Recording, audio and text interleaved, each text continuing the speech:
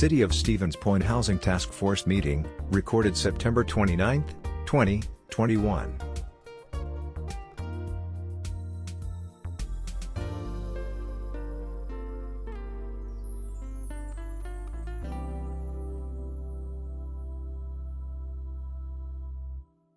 I have 3 o'clock, so I am not chair. However, acting as an interim, I will call the meeting to order. Let's, instead of a roll call, because this is our first meeting, what I'd like to do is go around the room, introduce yourselves, tell us a little bit about you, and then we'll bring it back to the agenda. So let's start online. Mother Jane? Hello, everyone. I'm Jane Johnson. I am the pastor priest at Beloved Community with 2 churches and 1 faith community, Intercession Episcopal and Redeemer Lutheran churches. And I've been working with several of the people in this group and with our neighbors for quite some time now. And I'm also the president of One Big Tent. Okay, thank you. Bobby Joy? Hi, good afternoon, everyone. Bobby Joy Ahman representing CAP Services. CAP is very interested in seeing our friends and neighbors find solution to their housing problems. So I'm here to take notes and represent CAP Services. Thank you. And Logan? Hi, my name is Logan Beveridge. I'm the city attorney. And just for everybody's information, I actually have an appointment at 3:30. So if I disappear for a bit, that's why. All right. Thank you. And that is everybody who's joining us remotely. We'll start in the room. Chris, do you want to start there? Sure. I'm Chris Glassman. I'm a project activator at Create Portage County. As a community organization, we try to support as many creative solutions to opportunities that exist in the area. So that is a very complex problem. To give some of that capacity to this group. Okay. Hi, I'm Mark Peterson. I'm with the Door to Dreams group. We're a group here in Stevens Point of parents, caregivers, advocates working on housing for the IDD community. Okay. Jason? Jason Blenker. I have multiple roles. Currently the off-site construction solutions leader at Drexel Building Supply, also part owner and president of Blenker Companies, builder developer out of Central Wisconsin. Okay. Ed? Ed Wilson, director for the Salvage Army here down, the Emergency Law Center, and the other programs that we operate. Okay. Great. Tiffany? Tiffany with Evergreen Community Initiatives. I run the Children's Clothing Pantry as well as the Warming Center here in Stevens Point. I also do street outreach for about 8 years here in our community, and my main focus is working with the homeless. Thank you very much. Brandon? Brandon Taylor. I'm the owner broker at Integris Real Estate as well as Portage County Property Management Law. I'm also the junior vice commander of the VFW. That's why I don't want to represent the veteran impact on housing. Great. Polly? Polly Dalton. I'm District 9 alderperson. Alder Melissa Johnson and myself brought this idea forward to the council. I'm also a homeowner, a landlord, own some commercial real estate, and a member of a construction cooperative firm. So doing some redevelopment. Great. Travis? Nice. I'm Travis Haynes. I'm here representing the Central Wisconsin Apartment Association. Also a landlord, been in housing in this area for probably 22, 23 years, something like that. So kind of get to see all the ins and outs of everything here, from commercial to apartments to students to all that good stuff. So hopefully willing to bring a little bit to the table with this. Okay, and I am Mike Wiese. I'm the mayor of the city of Stevens Point, here representing the city. Lisa? I'm Lisabellovin. In my day job, I'm the workforce development coordinator for the Boys and Girls Club next door. So helping hook kids up with their first jobs to their dream jobs, we like to say. But my capacity here is I'm serving as the fellow for the MBA program, the UWSP MBA program, and I'll be unpaid labor for these two for the duration of the academic year. That's what we're looking for. And Ryan? Ryan Karnowski, Director of Community Development for the City of Stevens Point. Do a lot with housing and working with the Apartment Association and landlords and seeming like just about everyone in this room I've talked to at one point. So looking forward to this. Okay, great. And you all saw the doodle poll. Not everybody can make it, which is challenging to get this many people together. Melissa Johnson, council member, had a doctor's appointment. She won't be able to be here. We had Noah Eschenbach, who also had an appointment that he couldn't attend. He's a realtor with First Weber and property owner. And Idowu Dosu is the executive director of the Stevens Point Housing Authority. I didn't hear why she wasn't able to attend, but, and I think that is the last of it. All right, so what this is designed to do is just be kind of an initial meeting, handle a little bit about the technical stuff that we do, which is the next item, election of the chair and vice chair, who will then run the meetings, and then presentation by Lisa, and talk about our goals and what our objectives are, and then see if we can't get everybody on the same page for subsequent meetings, dates and times that generally work for everybody. I know it's going to be a challenge trying to get this many people schedules to jive, but the process for right now will be to elect the chair and vice chair. So at this point, I would open up the floor for nominations for chairperson. I nominate you. A second. Thank you. Any other nominations? I would like to nominate Polly Dalton. Okay.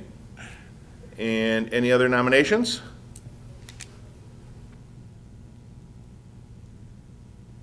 Any other nominations? And for the third time, that's required, any other nominations? Okay. Hearing none, we will close nominations. We have two people that were nominated. I think we can do this, Logan, by a show of hands. We've got two people on remotely, but I think they could voice vote. Are we able to do that? I don't see anything in the group's bylaws that prohibit it, considering that there are no bylaws really. Well, generally speaking, we're trying to model it after any other official city committee, because this was codified by ordinance, so we should try and follow those. So that's what we will do, and I think we'll just call the vote. So show of hands, or those two joining us, you can do a voice vote, or I can see your hands, so can everybody else in the room. You're on Jumbotrons, by the way, if you didn't know that. All right, all those in favor of Polly Dalton being chair, please raise your hand. 1, 2, 3, 4, 5, 6. Okay, 7, 8. I think that pretty much covers the majority. Just for the record, all those in favor of the mayor? And that gives it to Polly Dalton. Congratulations, Polly. Thank you. Now take over. So the next item is the election of the vice chair, and so I'll take nominations for the vice chair. Nomination for Mike. Are there any other nominations? Any other nominations? Any other nominations? If not, we cast a unanimous ballot for Mayor Mike Wiese as vice chair. Excellent. Sounds good. All right, you're up. The next item then is a presentation by Lisa on the framework data and goals. So Lisa, you have Okay, the floor. let me grab this. I'm going to share the screen. The people joining us remotely, if you are not able to see my screen here shortly, I need to know. Share screen. Mike, I'll trust you to continue to be the technology wizard. Sure. I am completely okay with that. All right. Bobby Joy and Jane, can you see the screen? Got it. All right, so Cool. Thanks, Polly. Thanks, Mayor Mike. So this is semi-informal. We're kind of going to walk through kind of expectations of how we see this task force running, some timelines, kind of what our ultimate goals as a group are going to be for the project. But if you have any questions or ideas or discussion items, please feel free to chime in, raise your hand. You know the deal. Then we're going to go through the new 2020 census data for Stevens Point that was received in August, I believe, so it's still fairly new. But Ryan's done a really great report on that if you want to dive in deeper, but this is going to be a basic executive overview as to where we stand as a community on things such as population, race, diversity, housing, and a couple other fun facts. So if we want to get right into it, first we're going to start off with our mission as a group. And that's Why doesn't page down work? because technology. Oh, you know what? I'm not in the play mode. Sorry. No worries. Now it works. Wow, whoa. Why do we have the next slides up? I think if you go back and move your people view. Oh, there we go. Yeah. Now Don't we're touch a going. thing. So one more slide forward. There we go. Alrighty, so. Oh, I see. It's just different on my screen. Yeah. Gotcha. And Ryan, you're the expert, so please feel free to Sure. hop in at any time. Yeah. So obviously, we're all here. The city is essentially asking for some assistance. We have a pretty good understanding of housing in the city of Stevens Point, but the best way to describe it is you folks are experts in specific fields. And in order for us to address housing diversity and housing stock, we need your opinions and we need some guidance from these outside groups. And so the end goal, I think, hopefully by next December, is that we have some type of white paper, if you will, a report that'll be submitted to the Common Council to be formally adopted. Just outlining basic things of what the city can do to further all the different components of housing, whether it be changing pieces of the zoning code, incentivizing more affordable housing, incentivizing IDD housing as an example. That's really where we're trying to find some consensus of what the next 1 to 5, 1 to 10 years look like in the city of Stevens Point as it relates to housing.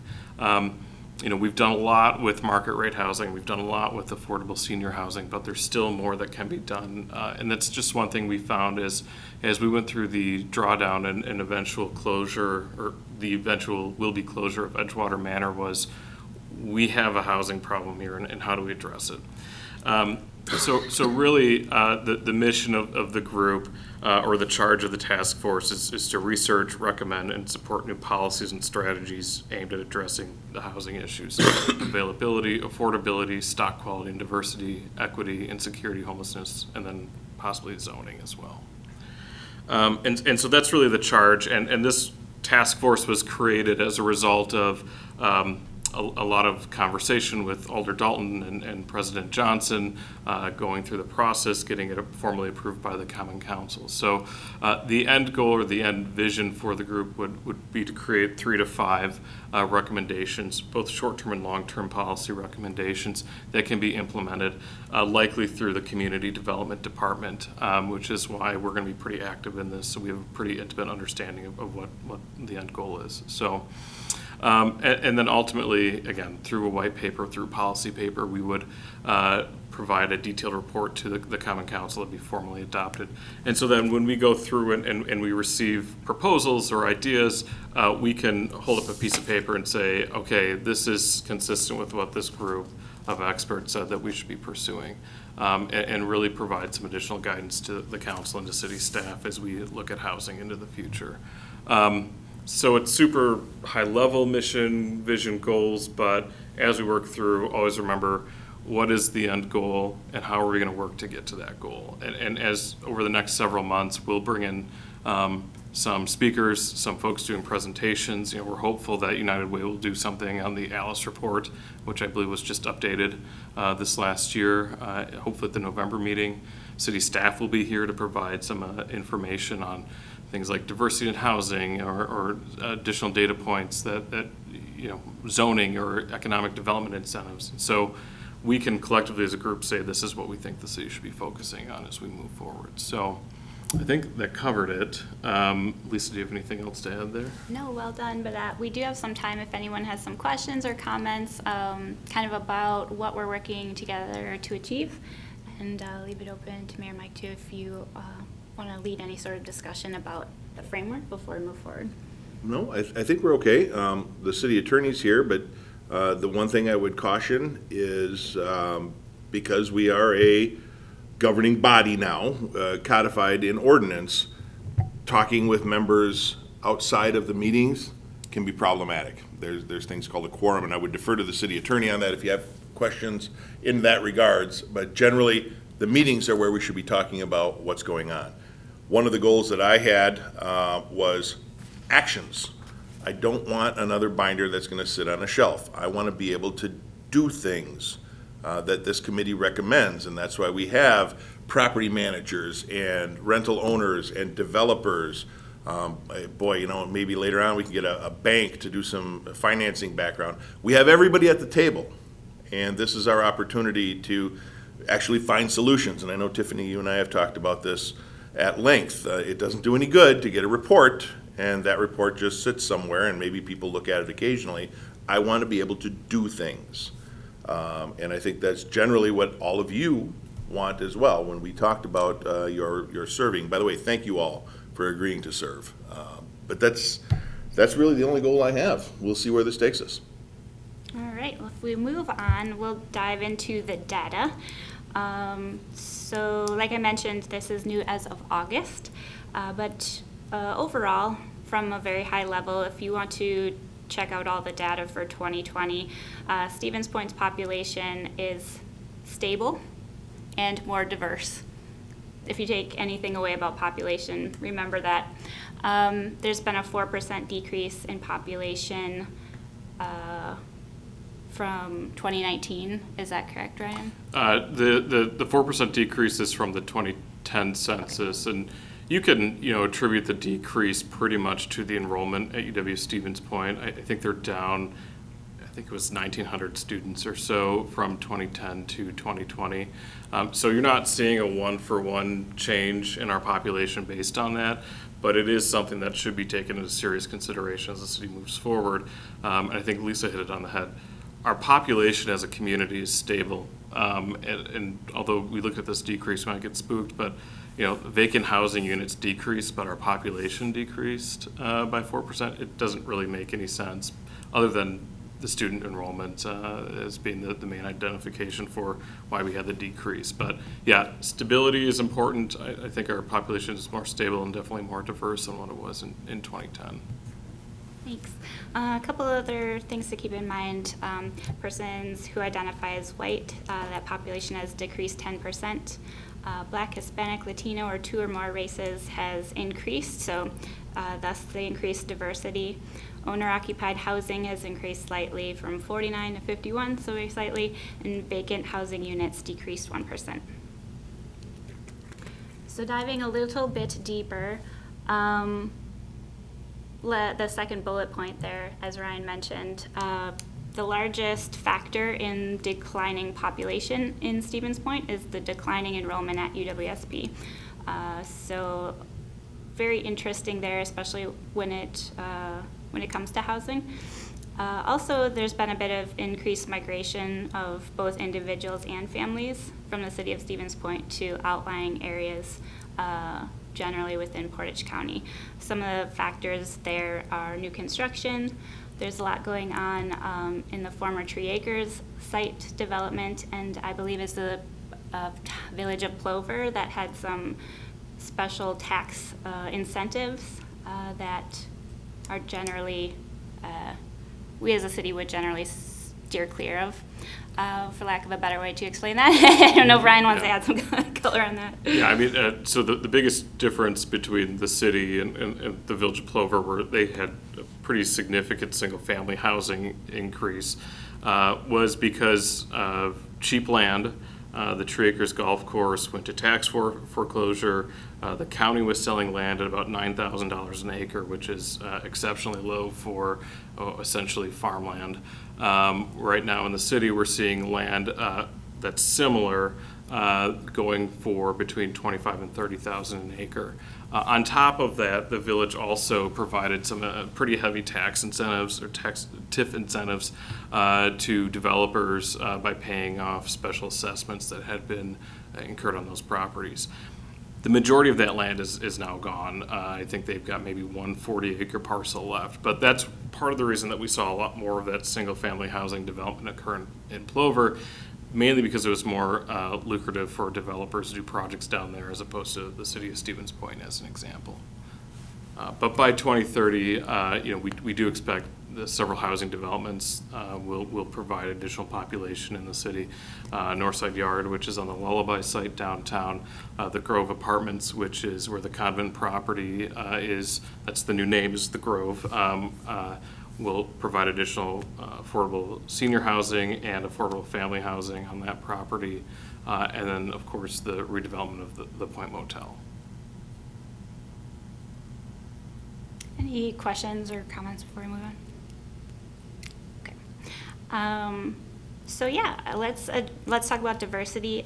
As our population has stabilized, there's been an influx of culture into Portage County and Stevens Point, and here's a little bit more of a deep dive into the numbers between 2010 and 2020, just to keep in mind as we move through the project, and especially for our next meeting, which will focus on diversity.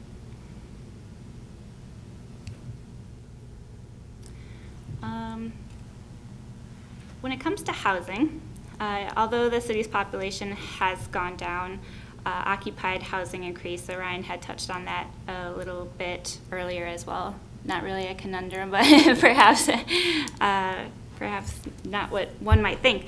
And vacant housing has decreased between 2010 and 2020. So again, just a deeper dive into what that actually looks like when we take a look at the exact numbers. This is a fun fact I found, and also something to keep in the back of our minds as we roll through this project as well. These are projections from 2013 of what experts thought the population of the city of Stevens Point would be in 2015 and beyond. If you look at 2020, the projection was over 28,000 people. Our actual is 25,666. So projections, they can be wrong from time to time. We're going to do our best to hit the nail on the head, but what's really important is that we just make those recommendations, or we're driving forward, making action and positive, creating policies that create positive impact in the community. And that's all I had for y'all today. So open it up for any questions or comments. Lisa? Yeah. Can you go back to that slide with demographics? I found that interesting because I just did a report for our agency, and those percentages are pretty close to what we are right now.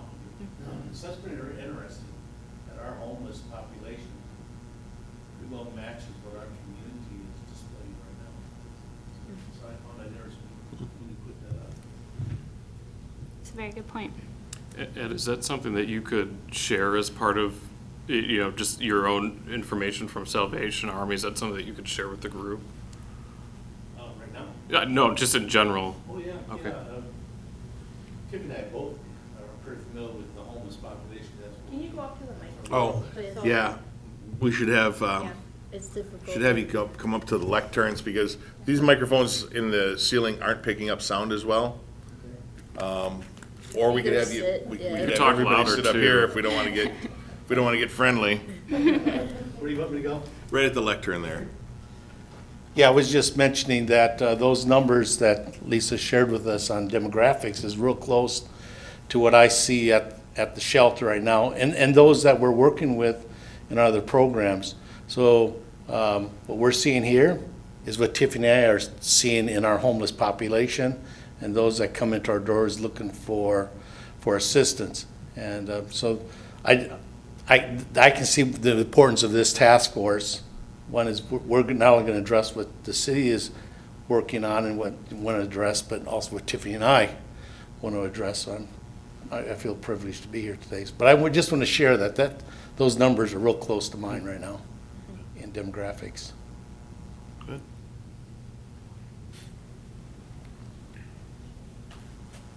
I guess I have a question. What is the problem that we're trying to solve? I know we put that on there on the mission, and I guess I'm looking at the facts and the data that are up here. And if I expand beyond Stevens Point and look at the county as a whole, we've increased 358 people in the last 10 years. Based on the recent addition in housing in Stevens Point alone, let alone the single-family starts, we're adding about 140 new single-family homes in the county alone.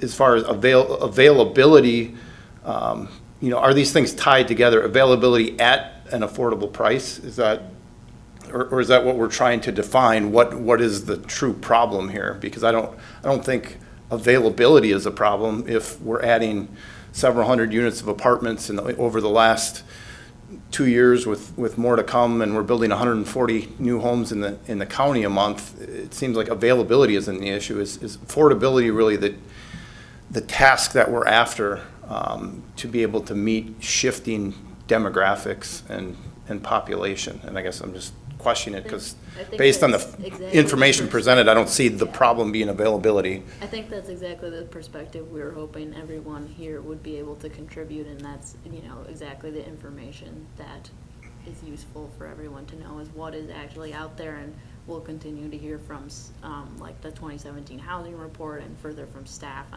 on some of those actual problem. And my perspective is also too that it doesn't need to be a particular problem, but rather we're just setting forth priorities to do better and to be a more higher quality of life for people in this community. So it's not necessarily that we are failing in any particular way, but rather setting our benchmark a little higher for the community too. Yeah, I guess that's what I'm just trying to understand. Is it a problem? Is it a specific problem we're trying to address right now, or are we trying to create a vision for the future to assure that we don't have a problem later? And that's. Yeah, I was going to say, I hope this answers the question, but for example, like housing availability, like you mentioned, there's a lot of new housing going up, so the availability should be there. But in regard to affordable housing, let's talk, and we will talk about that in the meetings to come, but generally 30% of your gross income. Let's dive down. Actually, we have a chart on that. I'll tell you which slide it is just for the discussion purposes. If you want to go all the way to the bottom to 42. So based on the standard definition of affordable housing, as we all know, that's 30% of total household income. But what does that really look like to people who live in the city? And generally, about, I think median household income is about like $47,000. So you're gonna have about $12,000, and this includes your housing costs, your rent or your mortgage, and your utilities, which leaves you $1,000 a month. Even less if you are under that limit. And I think the medium and we'll just go with the medium, is $47,000. So there's a huge population of folks who live within the city are going to be under that $1,000 mark. What's the availability of housing that's going to hit the mark for them? So I know it's kind of a high-level framework, but I think the problems and the issues that is a great point with all the stakeholders in the room will kind of get us to what exactly is the issue in each of those topics. So I hope that answers the question. Perfect. Thank you. Does anyone else have any further comments, or Bobby, Joe, Pastor Jane on Zoom? We have a Doe's on Zoom now too. She joined us a little great. later. Welcome. Thank you. Mm-hmm.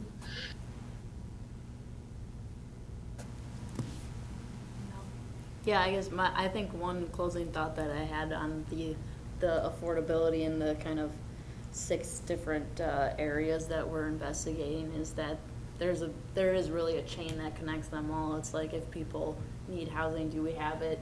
can they afford it?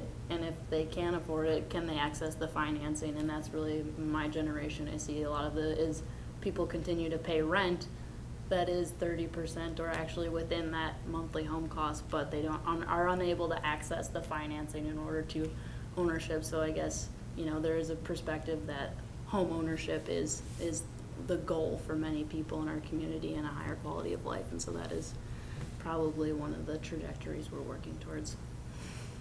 Yeah, I think there's one more word. Maybe Would you mind, sorry, would you mind coming to lectern? We'll get practiced at it. Yeah.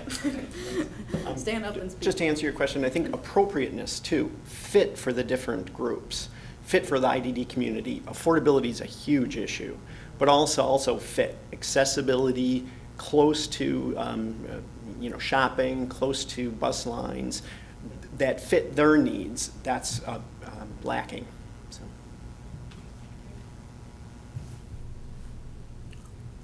Anything else?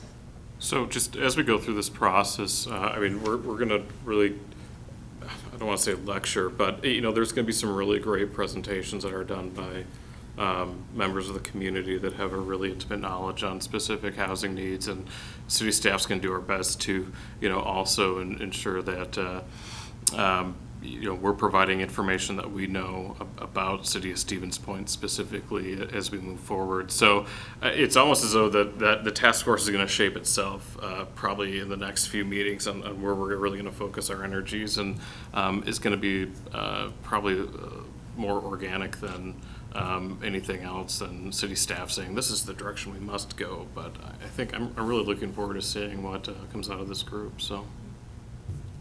Thank you for putting together this presentation. I didn't see it in the agenda that was sent out. Would we be able to get that email to everybody as well? We can get what we'll do is we'll get it up on the city website. Yeah. And then we'll send out a link because it's a pretty large. I'll make you a smaller copy. We can do that too. We can email it to everybody. I could print, we can print hard copies if that's your choice. But we'll put it up on the city website because I think this is good information for everyone to know. Yeah, for sure. I also have a list of all the members and their email addresses, if that's something that's helpful to see who your colleagues on the task force will be, so maybe we can send that too. I'll send that to you. Great. Well then, our final item is when will we be meeting next, or how we will determine when we will meet next. Obviously, there's a number of us here, and we all have professional or otherwise occupied lives. I'm wondering what the best forum for discussing what a day of the week, a time of the day. Typically in organizations I'm a part of, we go through days of the week that are good or bad, and early in the morning or late at night. I know there was some discussions of that in the email. This time seems to work well. Does this time not work at all for anybody else? Because if it was just Alder Johnson, Noah had an appointment, and then we had the final join us, does this Works for me. Yeah. Wednesdays at 3 p.m.? Yes. Should we just do the 27th? Yes. Of October? Would make it 3:15. I was gonna say there is the congestion of PJ Jacobs releasing at 2:55, but I don't know that if anyone is opposed. 3:15. Were you asking for anyone opposed to a 3:15 option? I think the 27th of October. Is that what you're there? I think that, you know, the last Wednesday of the month, just as a standing committee, yeah. So that'd be October 27th, unless anybody celebrates Halloween a full week of festivities. So. I started already, so. It's pretty Some spooky people in started Stevens Point during that week, so.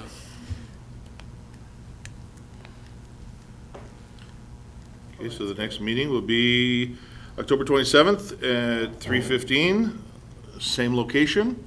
And so we have these microphones up here. We're going to try and see if we can better utilize those.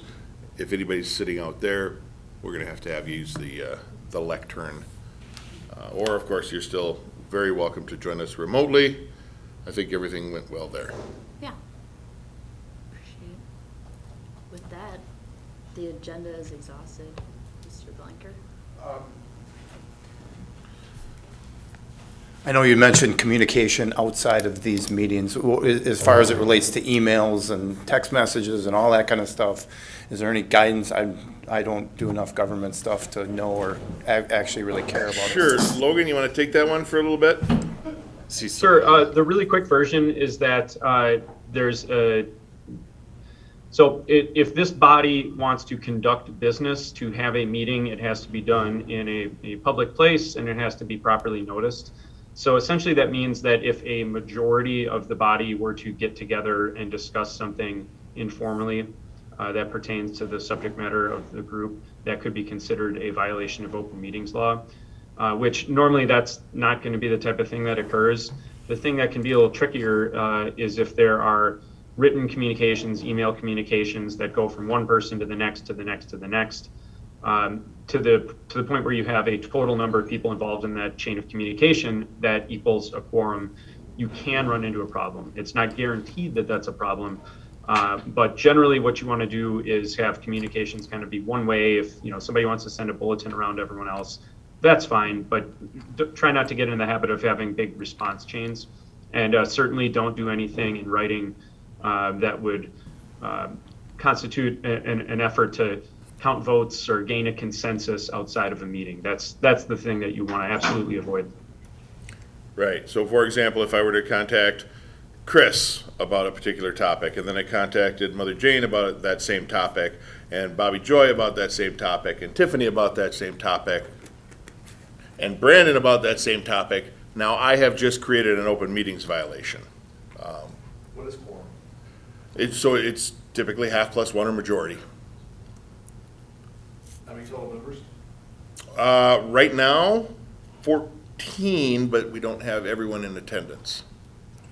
So it gets tricky, much trickier at committee levels in the city when you have committees of 5. This one we should probably be okay, but the big thing to remember is try not to send out a mass email to everybody and then do a reply all, because you may have violated open meetings like that. Try and coordinate things through either Lisa or Ryan's office at least, saying, Ryan, could you send this out to the group? That way we can prevent discussion, because that's really what it comes down to. And I think Logan will agree that if I send out an email saying, hey, we're going to talk about roofs next month, that in itself is not a violation. But if then Tiffany says, well, what kind of roof? And Brandon says, I like shingles, and Chris says, I like aluminum, that becomes a problem. So if we coordinate things through Ryan's office, we will make sure that at least those follow the guidelines set forth by the state in open meetings. If anyone has questions outside of today, contact my office, and I'll put you in touch really with the city attorney's office, and he can provide guidance in that regard. So written communications, texts, emails, phone calls, that sort of thing. He can provide that sort of guidance.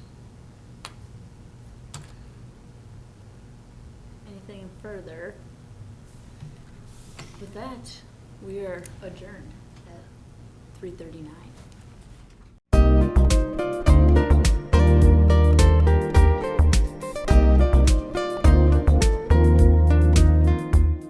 A video of this meeting is available for viewing on the city's website, stevenspoint.com/videos.